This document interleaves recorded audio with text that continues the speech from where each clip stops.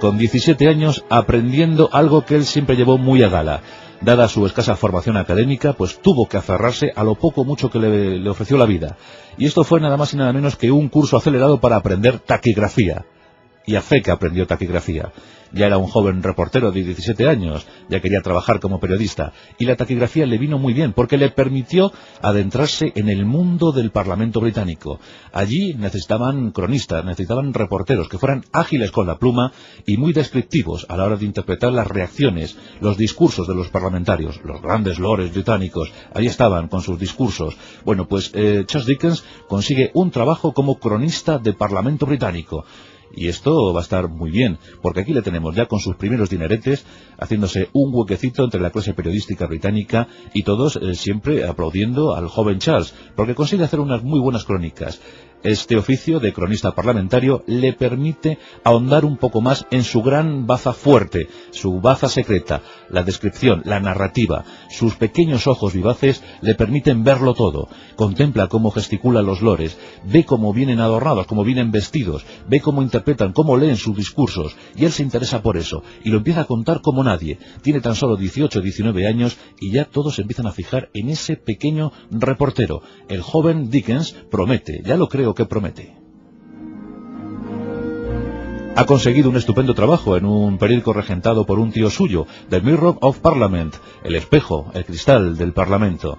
Y allí se hace un huequecillo. La taquigrafía le permite mandar las crónicas más rápido que nadie. Más tarde dirá: siento compasión de los analfabetos, pero jamás podré sentir respeto por esos que se llaman intelectuales y a pesar de eso no manejan la taquigrafía.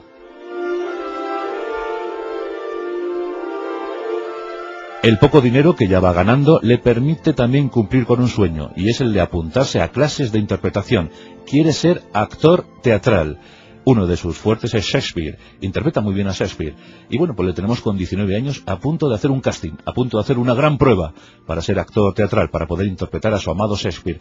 Pero la casualidad, la fatalidad, o mejor dicho, la buena suerte para nosotros, provocó que el día justo, el día que se estaba pasando ese casting, esa prueba para los jóvenes actores británicos, Charles Dickens tuviera una penosa gripe.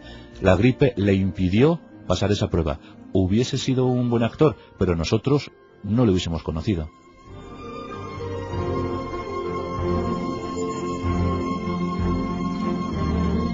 En ese tiempo conoció a una joven hermosa llamada Mary Bidwell. Bueno, pues Mary era hermosa, era joven y era hija de un banquero. Y por supuesto la familia banquera no permitió bajo ningún concepto que la relación entre Charles y Mary fructificara. No permitieron a Mary seguir viendo a Charles, y aunque fue una relación que duró casi 4 años, pero al final terminó casi en tragedia. Charles, muy apenado por todo esto, se prometió a sí mismo, como casi la película Lo que el viento se llevó, que jamás volvería a pasar hambre y que jamás volvería a pasar penurias económicas, que conseguiría dinero a toda costa. Nunca más una Mary le iba a rechazar. Una fecha clave en la vida de Charles Dickens, diciembre de 1833. Aquí tenemos al jovencito Charles, ya con 21 años y ya además muy prestigiado en la clase periodística.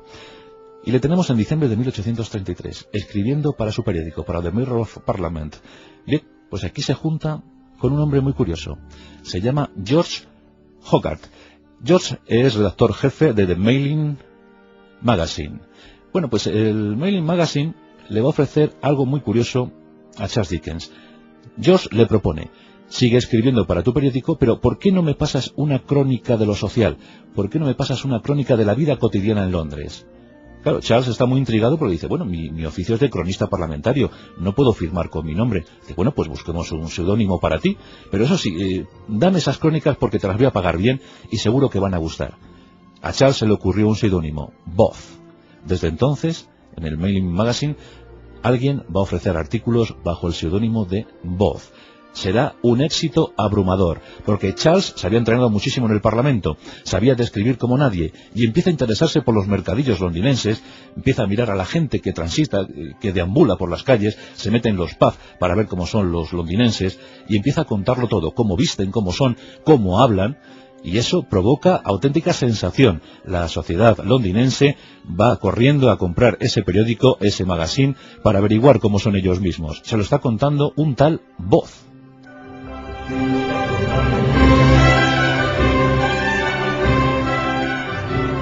La popularidad de Boz ya es bastante superior a la del propio Charles Dickens. Charles Dickens está sorprendido por el éxito que está teniendo Boz. Bueno, pues lo cierto es que al final le ofrecen elaborar un libro con todo lo que ha ido contando, pues una recopilación de artículos de Boz, de ese curioso Boz, y Charles Dickens pues hace de muy gustoso porque en el fondo pues la oferta económica era sustanciosa. Así que en 1836 le tenemos editando sus apuntes de Boz. Todo un éxito. Ya empieza a convertirse en un gran autor popular. Todas las clases londinenses y también las británicas quieren saber quién es ese Boz y cómo son los londinenses. Mientras tanto, entre 1833 y 1836, Charles Dickens se había interesado por la hija de George Hogarth, por Catherine. Una jovencita que le hacía mucho caso. Además, George, como valoraba a Charles, no puso ningún impedimento en que su hija se viera con Charles. Así que cuando se publica Apuntes de Boz, pues Charles se siente fuerte para solicitar la mano de Catherine. Y George Hogarth concede la mano de Catherine. La boda se realiza con discreción, pero con mucho amor, mucho cariño. Se llegaron a querer. Un matrimonio que se prolongó durante 22 años y que daría como fruto 10 hijos. Una familia muy numerosa, la de Charles Dickens. Además, en ese año 1836 se publica otro trabajo, un trabajo humorístico que se llama Los papeles, los documentos póstumos del Club de Pickwick. Bueno, pues ese libro es otro éxito. Además, es ya casi una novela por entregas, por lo que se puede considerar a Charles Dickens como uno de los padres de las novelas por entregas. Le saca un estupendo rendimiento. Allá donde van las novelas por entregas de Charles Dickens, esas tiradas aumentan prodigiosamente. Por tanto, podemos decir que el año 1836 es el año de lanzamiento para Charles Dickens, con sus dos trabajos, Los apuntes de Boz y Los papeles póstumos del Club Pickwick.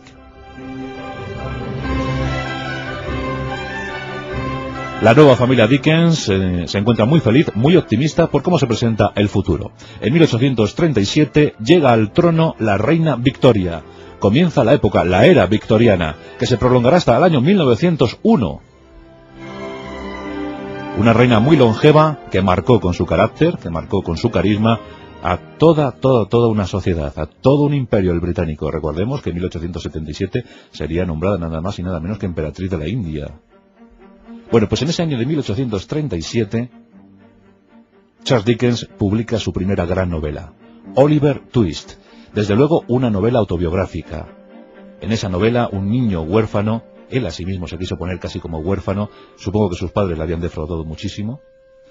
Oliver Twist es un niño huérfano que trabaja en una de esas fábricas tremendas, una de esas fábricas crueles del Reino Unido. Bueno, pues es un niño que a pesar de las adversidades, a pesar de las malas influencias que le rodean, piensa en positivo, piensa en salir adelante, piensa en triunfar en la vida. Oliver Twist se publica durante casi 2 años y al final se recoge en una obra. Bueno, os podéis imaginar la sensación que provoca Oliver Twist. Estamos hablando, antes os lo decía, que un libro en el Reino Unido puede tener una tirada muy limitada de 400, 500, 1000 ejemplares. Bueno, pues Oliver Twist ya llega a los 20.000.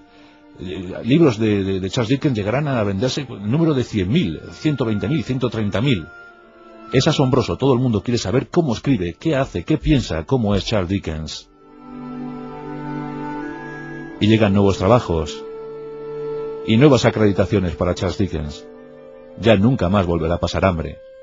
Ya, con su mujer Catherine, vive de forma y manera holgada, como él siempre quiso vivir. Nunca más volverá a pasar apuros.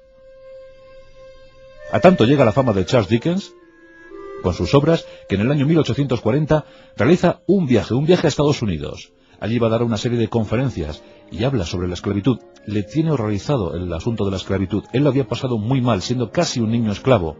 Y cuando llega a Estados Unidos y ve aquel país con la esclavitud, con los negros pasándolo mal en las plantas de algodón, en aquellas haciendas inmensas, pues Charles Dickens vuelve horrorizado de los Estados Unidos. En el año 1842 publicaría Notas Americanas. La sociedad norteamericana le había defraudado tremendamente.